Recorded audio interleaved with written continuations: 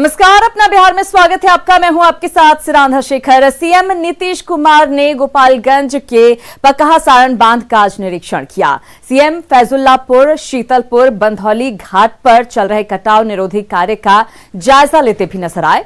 CM ने जल संसाधन विभाग के अधिकारियों को 15 मई तक कटाव निरोधी कार्य हर हाल में पूरा कर लेने का निर्देश दिया है। सीएम ने कहा कि पिछले साल भी वो हेलीकॉप्टर से इस इलाके का हवाई निरीक्षण उन्होंने किया था, तब नेपाल और बिहार के साइड में भारी बारिश हुई थी, जिसकी वजह से लोगों को भारी परेशानी झेलनी पड़ी थी। यहाँ टूटा खत्म हुआ तो ये बात तय थी कि इसको तेजी से काम करना है ताकि अगले वर्ष लोग बाढ़ से प्रभावित न हो।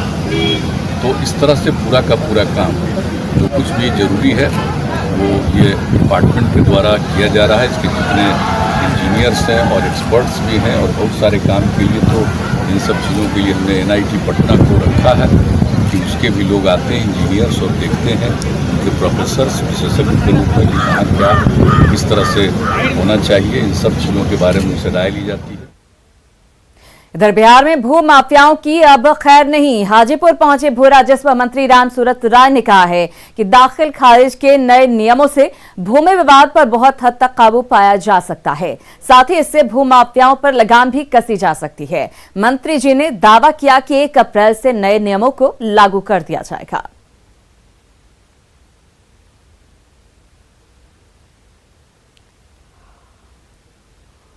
समझना पड़ेगा, आम आवाम गरीब गुरबा का हक कोई नहीं छीन सकता। उसी तरह सरकार की जमीन का कोई अपहरण नहीं कर सकता, लूट नहीं कर सकता, खसोट नहीं कर सकता। जब तक रामसूरत इस विभाग में है, जब तक जिंदा है, जमीन का कोई अपहरण नहीं कर सकता। खबरों में आगे बढ़ेंगे। रामदत्त चक्रधर को आरएसएस के पहले 7 अधिकारियों में जगह दी गई है। अब उन्हें राष्ट्रीय स्वयंसेवक संघ के सह सरकार्यवाहक की जिम्मेदारी दी गई है। रामदत्त चक्रधर बिहार झारखंड के क्षेत्र प्रचारक के रूप में कार्य कर चुके हैं। इसके अलावा उत्तर पूर्व यानी बिहार झारखंड के क्षेत्र प्रचार का जिम्मा अब रामनवमी प्रसाद संभालेंगे। वहीं उत्तर बिहार के प्रांत प्रचारक की जिम्मेदारी अब रविशंकर संभालेंगे। तो झारखंड के प्रांत प्रचारक राम कुमार अब सह क्षेत्र प्रचारक के तौर पर जिम्मेदारी संभालेंगे। आरएसएस के विचारक, चिंतक और लेखक विवेकानंद तिवारी का कहना है कि रामनवमी प्रसाद संघ के आम कार्यकर्ताओं में काफी लोकप्रिय हैं।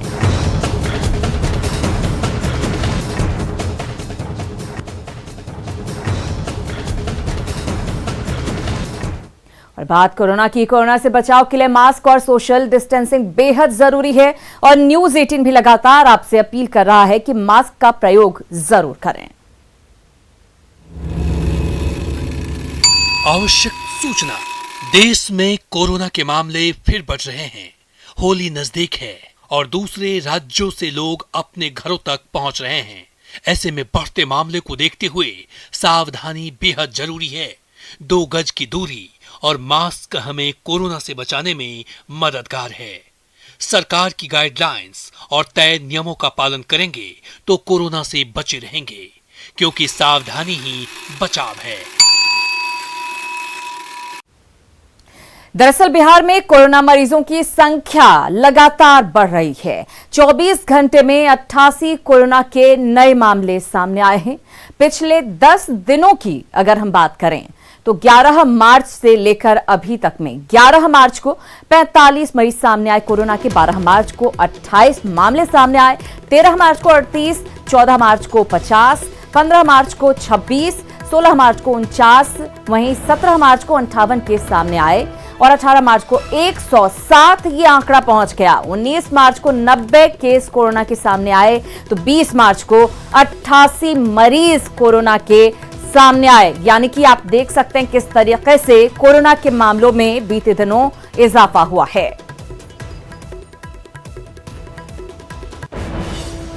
और आइए अब आपको बताते हैं कि बिहार में पिछले 24 घंटों में कोरोना के अपडेट्स क्या हैं। 24 घंटों की अगर हम बात करें तो 24 घंटे में 88 नए कोरोना के मामले सामने आए। राज्य में एक्टिव मरीजों की संख्या 472 है इस वक्त। 24 घंटे में कोरोना से 51 मरीज इलाज के बाद ठीक भी हुए। बिहार में कोरोना का रिकवरी रेट 99.23% है। ये अच्छी बात है। राज्य में कोरोना से कुल ठीक हुए मरीज की संख्या 2,61,000 से ज्यादा है। 24 घंटे की बात हम बता रहे हैं आपको, 88 नए मामले सामने आए हैं।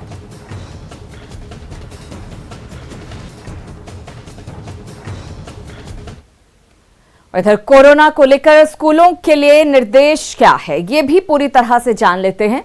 बिहार में अभी खुले रहेंगे स्कूल, तो ये सरकार की तरफ से कहा गया है कि स्कूल बंद नहीं किए जाएंगे, स्कूल खुले रहेंगे बिहार में। इसके साथ ही बच्चों की पढ़ाई भी स्कूल में जारी रहेगी। ये जरूर है कि स्कूल को अलर्ट रहने की जरूरत होगी, जो नियम है उनका पालन करना होगा, जो सुविधाएं हैं उनका ख्याल रखना होगा। क्या कुछ कोरोना के दरमियान ख्याल रखना है, वो सुविधाएं मुहैया करानी होंगी। छात्र और शिक्षकों को मास्क पहनना अनिवार्य होगा। इसके साथ ही 2 गज की दूरी का भी ख्याल उन्हें रखना होगा। खाने और हाथ धोते समय सावधानी रखेंगे। जो तमाम नियम दरअसल कोविड से बचने के हैं, वो सभी नियम इन्हें अपनाने पड़ेंगे। और पहले से ही ये नियम बरकरार है कि 50% छात्रों के साथ ही स्कूल खुलेंगे। और सरकार के निर्देश के बाद कि हर रोज स्कूल खुले रहेंगे, उनकी मुसीबतें और बढ़ गई हैं। पेरेंट्स का कहना है कि स्कूल भेजना भी जरूरी है और कोरोना से बचाव भी जरूरी है। ऐसे में उनके बीच काफी कंफ्यूजन है। चिंता इस बात की भी है कि क्योंकि पिछले साल कोरोना के चलते उनके बच्चों की पढ़ाई चौपट हो गई है, अगर इस बार भी ऐसा ही कुछ होगा तो उनकी पढ़ाई का आखिर क्या होगा। कैसे भेजे, उन लोग को पूरा समझा के भेजा जाता है, भेजते हैं हम लोग कि भाई किसी का टिफिन नहीं खाना, किसी सबसे दूरी बना के रखना, किसी से पानी शेयर नहीं करना। स्कूल जब हम लोग भेजते हैं तो स्कूल जो है सारी दूर दूर है, तो हम लोग स्कूल वैन यूज़ नहीं कर सकते हैं। स्कूल भेजने में परेशानी होती है, जब तक बच्चा घर नहीं आ जाता उसको देख नहीं लेते हैं कि बच्चा ठीक है कि नहीं। दिन भर उसको देखते रहते हैं कि ऑब्जर्व करते हैं कि कहीं कुछ लक्षण तो ऐसा नहीं आ गया है। सेफ नहीं है, ये तो मन में डाउट रहता ही है, क्योंकि स्कूल उतना दूर है भी है, हर जगह देख नहीं पाएगा स्कूल में कौन बच्चा आ रहा है। वहाँ मैं हमें कभी टीचर हमेशा बोलती है सोशल डिस्टेंसिंग मेंटेन करने, बट कहीं एक जगह एकोमोडेट होते तो उतना सोशल डिस्टेंसिंग नहीं हो पाता है। और घर पे भी सबको चिंता रहती है, हमें भी चिंता रहती है कि कहीं किसी को कोई प्रॉब्लम ना हो, हमें ना हो जाए। तो स्कूल भेजें या ना भेजें, इसको लेकर अभिभावकों में असमंजस की स्थिति बनी हुई है, लेकिन तमाम एहतियात के साथ वो अपने बच्चों को स्कूल जरूर भेज रहे हैं। चलिए खबरों में आगे बढ़ेंगे। अररिया के फारबिसगंज अनुमंडल से सटे भारत नेपाल बॉर्डर पर कोविड जांच की कोई सुविधा नहीं है। एक बार फिर कोरोना को लेकर चिंता नजर आ रही है। जिले में एक महिला की मौत कोरोना से बीते दिनों हो गई थी और फिलहाल 3 कोरोना के मरीज हैं। लोगों में इस बात को लेकर नाराजगी है कि बॉर्डर क्रॉस करने वालों की कोई जांच नहीं होती। बॉर्डर पर हालात का जायजा लिया सहयोगी सतीश कुमार ने। नेपाल सीमा के जोगबनी में है। तस्वीरों में साफ तौर पर देख सकते हैं कि सामने जो दृश्य है वो नेपाली सेना है और जो बैरिकेटिंग जो देख रहे हैं ये नेपाल का इलाका है। और दूसरी तरीके से हम दिखलाना चाहेंगे कि ये जो गेट नज़र आ रहा है, जोगबनी का जो यह गेट है, ये भारत नेपाल सीमा का जो है बॉर्डर है। उस पार जोगबनी है और जो इस तरफ जो है विराटनगर का रानीगंज इलाका है। बतला दें कि अररिया में कोरोना से एक महिला की मौत हुई है, जिसके बाद पूरे ज़िले में जो है कोविड को लेकर एक अलर्ट की स्थिति है। बिहार सरकार ने सीमांचल के पूर्णिया, कटिहार, किशनगंज और अररिया जिला में येलो अलर्ट जारी किया है। ऐसे में हम नेपाल सीमा पर हैं और यहाँ के लोगों से जानेंगे कि आखिर क्या परेशानी है, चूँकि नेपाल का जो बॉर्डर है यहाँ पर वो कई महीनों से बंद है। ये बताइए क्या परेशानी है यहाँ पर? परेशानी है कि बॉर्डर बंद है। बॉर्डर खुला रहने से आदमी को आवागमन में जाने की सुविधा रहेगा, और बॉर्डर अब किस कारण से बंद है बॉर्डर तो नेपाली सरकार जाने। सरकार की ओर से अभी तक यहाँ कोई व्यवस्था नहीं की गई है। हालांकि प्राथमिक उप स्वास्थ्य केंद्र में कोविड को लेकर टीकाकरण किया जा रहा है। यहाँ के लोगों में साफ तौर पर आक्रोश भी इस चीज़ को लेकर है कि आखिर 5 महीने के बाद भी यहाँ पर हेल्थ कैंप क्यों नहीं है, और इस बॉर्डर के जो इलाके हैं, जो वैकल्पिक व्यवस्था के रूप में जो लोग चोरी छिपे जो लोग आर पार कर रहे हैं, ये मुख्य बॉर्डर को खोला जाए। सतीश कुमार, न्यूज़ 18, भारत नेपाल सीमा, जोगबनी, अररिया। और बिहार के लोगों के लिए कल का दिन बेहद अहम है। 22 मार्च को दुनिया के पहले म्यूजियम बिनाले की शुरुआत पटना से होगी। बिहार संग्रहालय इसकी मेजबानी करेगा। इसमें 13 देश के प्रतिनिधि शामिल होंगे। इस कार्यक्रम में कल सीएम नीतीश कुमार भी शामिल होंगे। देखिए संवाददाता अमित कुमार सिंह की ये रिपोर्ट। 22 मार्च को बिहार दिवस मनाया जाएगा और इस मौके पर देश और दुनिया भर के कला प्रेमियों के लिए कल का दिन बेहद अहम है, क्योंकि बिहार संग्रहालय में कल देश और दुनिया के बाकी 13 संग्रहालयों का साथ सीधा संपर्क होगा। ऑनलाइन यानी बिनाले के जरिए न सिर्फ बिहार की संस्कृति, देश की धरोहर के बारे में दुनिया भर के लोगों को पता चलेगा, बल्कि कला और संस्कृति से जो लोग ताल्लुक रखते हैं, जिनकी दिलचस्पी है, उनके लिए भी कल का दिन बेहद अहम होने वाला है। बिहार दिवस के मौके पर पहली बार 22 मार्च से 28 मार्च तक वर्चुअल कॉन्फ्रेंस होगा और बिहार और देश की धरोहर के बारे में दुनिया भर के लोगों को जानकारी दी जाएगी।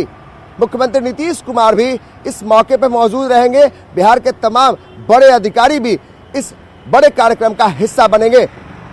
ऐसे में ये कहना सही होगा कि बिहार की संस्कृति और बिहार की धरोहर के आप करीब से जो देश और दुनिया में किसी कोने में हो, उनके लिए समझने और जानने का एक अच्छा मौका मिलेगा, जब पटना का जो बिहार म्यूजियम है, यहाँ से 13 देश के जो संग्रहालय है, दोनों एक दूसरे से संपर्क में जुड़ जाएंगे। कैमरा पर्सन मनीष जुनेजा के साथ अमित कुमार सिंह, न्यूज़ 18 पटना। तो कल का दिन बेहद अहम होने वाला है बिहार वासियों के लिए। अब बात सिपाही भर्ती परीक्षा की। खगड़िया में सिपाही भर्ती परीक्षा के दौरान काफी सख्ती दिखी। आज यहां 4 केंद्रों पर परीक्षा हो रही है। रोज बर्ड स्कूल केंद्र पर कुछ परीक्षार्थी हालांकि एंट्री नहीं मिलने से परेशान दिखे। इन छात्रों के पहचान पत्र में कोई दिक्कत थी। देखिए संवाददाता दिग्विजय कुमार की ये रिपोर्ट। खगड़िया में भी दोनों पालियों में सिपाही भर्ती का परीक्षा चल रहा है। यहाँ पर खगड़िया में 4 परीक्षा केंद्र बनाए गए हैं। जिस तरह से पिछली बार 4 मुन्ना भाई की गिरफ्तारी हुई थी, एक ब्लूटूथ लेकर के परीक्षार्थी अंदर में प्रवेश किए थे, जिसकी भी गिरफ्तारी हुई थी, उसके बाद से जिला प्रशासन काफ़ी इस बार सख्ती बरती हुई है और हर एक परीक्षा केंद्र पर काफ़ी पहचान के बाद ही परीक्षार्थियों को अंदर प्रवेश करने दिया जाता है। जो आप देख सकते हैं कि रोजबर्ड के बाहर जो परीक्षा केंद्र है, उसके बाहर में जो परीक्षार्थी हैं, उनका ये साफ तौर पर कहना है कि क्या आधार कार्ड में फोटो पहचान पत्र नहीं होने के कारण उनको परीक्षा से वंचित किया गया है। कई ऐसे परीक्षा केंद्र पर परीक्षार्थी है। अच्छा, आप ये बताइए कि क्या आपको क्यों परीक्षा से वंचित किया गया है? क्योंकि मेरा आधार कार्ड भी है, सिर्फ ही पर फोटो नहीं चढ़ाया है, अकाउंट नंबर भी है, इसीलिए परीक्षा देने के नकार कर दिया है।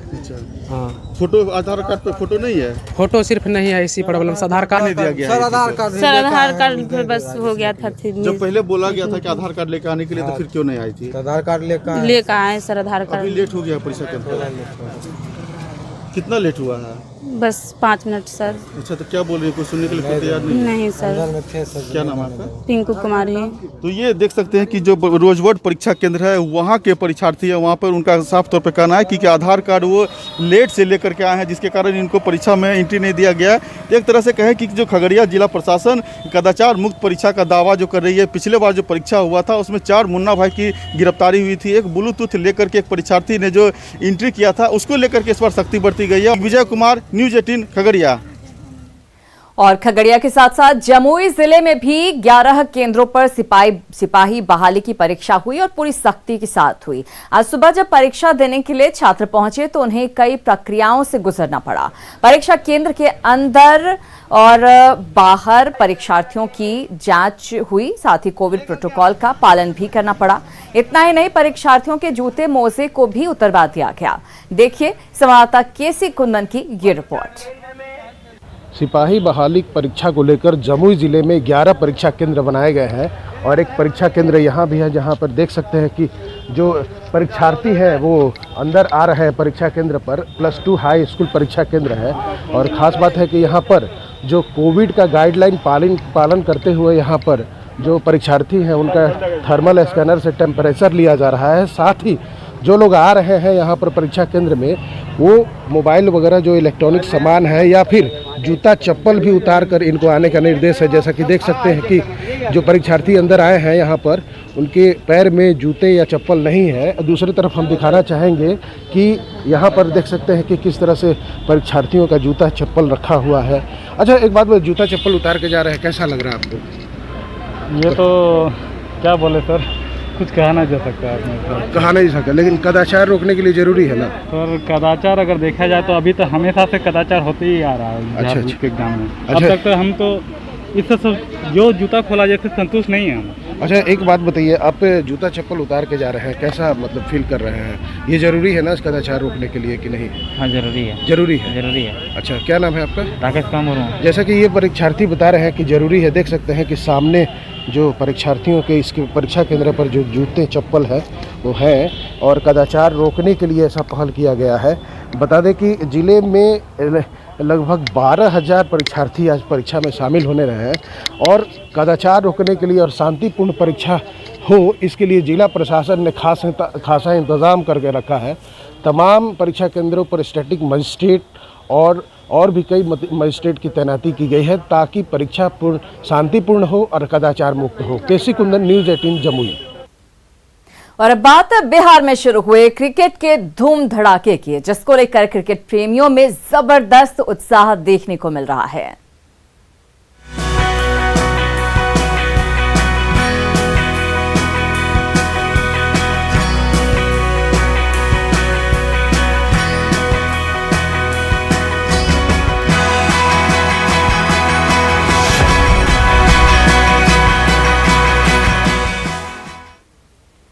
तो बीसीएल के धमाकेदार आगाज के बाद एक मुकाबले हो रहे हैं। शनिवार को 2 रोमांचक मैच हुए। आज बीसीएल टूर्नामेंट का दूसरा दिन है। आज भी 2 मैच खेले जाएंगे। दोपहर 2 बजे से पहला मैच शुरू हो चुका है, जिसमें गया ग्लैडिएटर्स और भागलपुर बुल्स के बीच मुकाबला जारी है। गया ने पहले खेलते हुए 20 ओवर्स में 9 विकेट खोकर 143 रन बनाए।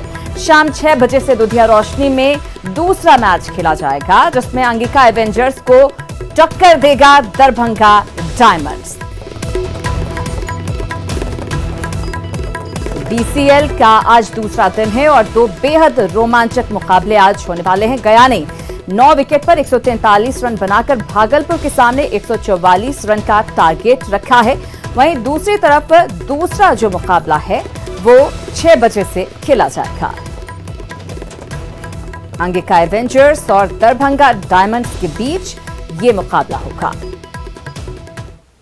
और बिहार में पहली बार आईपीएल की तर्ज पर बीसीएल लीग का आयोजन किया गया है, जिसमें 5 टीमें हिस्सा ले रही हैं। लीग को लेकर उत्साह जबरदस्त देखा जा रहा है। मैच में तस्वीर बिल्कुल वैसी ही दिख रही है जो किसी अंतर्राष्ट्रीय स्तर के मैच में देखी जाती है। आज दोपहर 2 बजे से गया और भागलपुर के बीच मैच शुरू हुआ। गया की टीम ने पहले खेलते हुए 20 ओवर्स में 9 विकेट खोकर 143 रन बनाए हैं और अब भागलपुर को बनाने हैं 144 रन।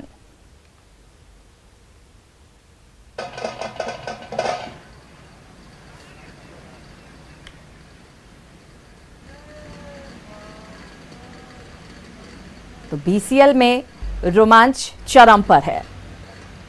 बिहार में पहली बार आईपीएल के तर्ज पे बीसीएल का आयोजन किया गया और इस वक्त हम आपको तस्वीर दिखा रहे हैं ऊर्जा स्टेडियम की, जहां पे बीसीएल का टूर्नामेंट हो रहा है। और ये बिहार के खिलाड़ियों के लिए बड़ा मौका है, क्योंकि ये वो फोरम है जहां से खिलाड़ी निकलकर राष्ट्रीय और अंतर्राष्ट्रीय स्तर पर अपनी धमक दिखा सकते हैं। तो ये तस्वीर हम आपको दिखा रहे हैं बीसीएल टूर्नामेंट की, जहाँ पे 5 टीम भाग ले रही है और आज भागलपुर और गया ग्लैडिएटर्स के बीच में मुकाबला है। तो इस वक्त तस्वीर हम आपको दिखा रहे हैं और बिल्कुल जो आईपीएल का नज़ारा दिखता है कि अगर कैच छूटे तब बैंड बजता है या फिर जब विकेट गिरते हैं तब पूरा उल्लास का माहौल रहता है, तो बिल्कुल वैसी ही तस्वीर। हाँ, सिर्फ एक समस्या है कि कोरोना काल में ये टूर्नामेंट हो रहा है, तो इस वजह से दर्शकों को इजाज़त नहीं दी गई है। लेकिन बाकी उसके बाद तो तमाम आप तस्वीरें देख सकते हैं जो तस्वीर आपको आईपीएल में दिखती है। तो ये तस्वीर हम आपको दिखा रहे हैं ऊर्जा स्टेडियम की, जहां पर बीसीएल का टूर्नामेंट का आयोजन किया गया है, जिसमें अंतर्राष्ट्रीय स्तर के भी कई सारे ऐसे खिलाड़ी हैं जो मेंटोर की भूमिका में है। डेनी मॉरिसन, सनत जयसूर्या, तिलक रत्न, दिलशान जैसे, और इस वक्त हर टीम के कोई न कोई मेंटर बने हुए। तो इस वक्त तस्वीर हम आपको दिखा रहे हैं ऊर्जा स्टेडियम की, जहां पे बीसीएल टूर्नामेंट चल रहा है और जो बिहार के खिलाड़ी हैं, चूंकि इस टूर्नामेंट में सिर्फ बिहार के खिलाड़ी भाग ले सकते हैं, तो बिहार खिलाड़ी अपने जौहर को दिखा रहे हैं। कैमरामैन मनीष के साथ आनंद अमृतराज, न्यूज 18 नेटवर्क, पटना। और आइए अब पॉइंट्स टेबल की बात करते हैं, जिसमें किस टीम की क्या स्थिति है ये हम आपको बताते हैं। तो सबसे पहले बात अंगिका एवेंजर्स की। अंगिका एवेंजर्स ने एक मैच खेला है जिसमें जीत हासिल कर 2 पॉइंट्स हासिल किए हैं। भाई दरभंगा डायमंड्स की बात करें, एक मैच खेला जिसमें जीत कर 2 पॉइंट्स हासिल की है।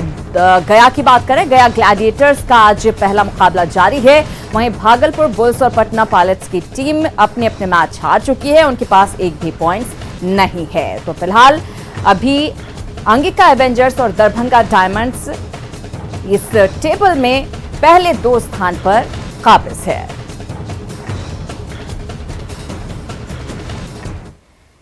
और पटना में अंशुल वेलफेयर फाउंडेशन की तरफ से बिहार शौर्य सम्मान का आयोजन किया गया। इस सम्मान समारोह में 25 लोगों को सम्मानित किया गया।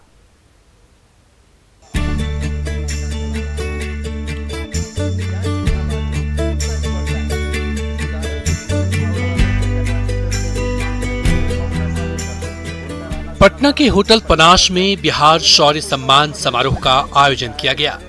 मुख्य अतिथि पाटलिपुत्र सांसद राम कृपाल यादव ने अंशुल फाउंडेशन के डायरेक्टर राहुल सिंह के साथ दीप प्रज्वलित कर कार्यक्रम का रंगारंग आगाज किया। स्वास्थ्य, शिक्षा, बुनियादी रोजगार और सामाजिक योगदान के लिए इस सम्मान समारोह में 25 कर्मवीरों को सम्मानित किया गया। सबसे बड़ी बात है कि आज के दिन हम लोगों ने बहुत ये सोचा कि आज कौन सा ऐसा चीज़ हो जो सो दैट कि उन लोगों को लगे, 25 वो लोग सिलेक्शन जो किया गया उन लोगों को लगे कि उनके लिए कुछ हम लोग कर रहे हैं, क्योंकि वो लोग दिन रात जो मेहनत करते हैं। हमारे पास जो अवार्डी हैं वो किसी को भूखा नहीं छोड़ते हैं, वो अवार्डी है जो गरीब बच्चों को पढ़ाते हैं। बतौर मुख्य अतिथि पहुंचे राम कृपाल यादव ने अंशुल वेलफेयर फाउंडेशन की सराहना करते हुए कहा कि ऐसे कार्यक्रमों से लोगों में समाज सेवा की भावना जागृत होती है और ऐसे कार्यक्रमों का आयोजन होते रहना चाहिए। आज के इस बिहार शौर्य सम्मान जिसको आयोजित किया है अंशु वेलफेयर फाउंडेशन के डायरेक्टर श्री राहुल सिंह जी, उनको हम सैल्यूट करना चाहते हैं। अंशुल वेलफेयर फाउंडेशन की तरफ से पहली बार बिहार शौर्य सम्मान समारोह का आयोजन किया गया। उम्मीद है आगे भी बिहार शौर्य सम्मान का ये सिलसिला अनवरत चलता रहेगा और कर्मवीरों का सम्मान होता रहेगा। पटना से संजय कुमार की रिपोर्ट। और इसी के साथ अपना बिहार में फिलहाल इतना ही। आगे देखिए जोहार झारखंड।